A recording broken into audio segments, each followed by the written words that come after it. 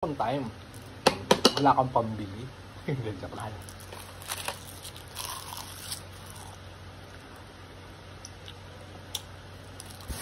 Hi guys! Yun, kakain tayo ulit.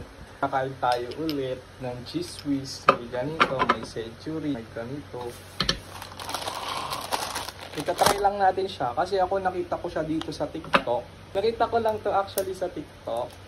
Kaya ginaya ko lang siya. Yun. Tanggalin muna nila yung sabaw. Tingnan natin. Lagyan natin na Japanese mayo.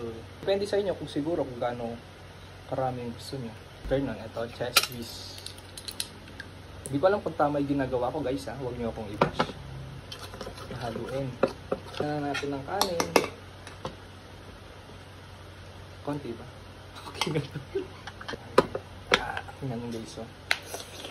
Tapos pag nalagyan ng ganyan, since prepare na siya, gusto ko dagdagan ko nito. Tapos, ito na. Marami ang ganito dito. Gusto ko dalawa. Gusto ba kaya to?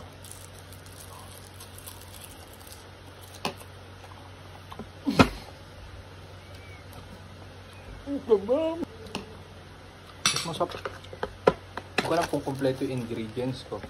Tignan pa natin.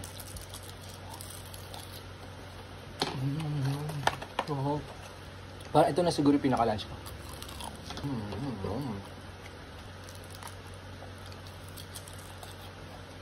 Kapag naman kasi ako nag-lunch ya. Lunch ko. At least hindi na to hipon. Hindi na ako mamumula. Gusto ko sanang mamigay guys, kaso nga lang, wala akong kasama sa bahay, ako lang mag-isa. Sarap kong bigyan niya.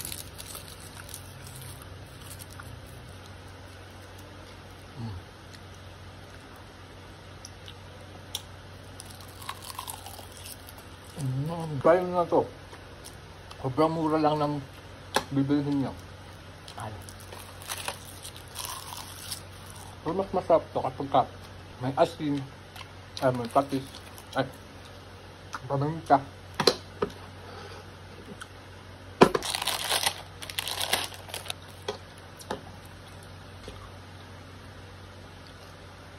Hindi kami nawawalan ng ganito sa bahay kasi favorite namin nung lahat. Japanese mayo. Favorite ng lahat dito.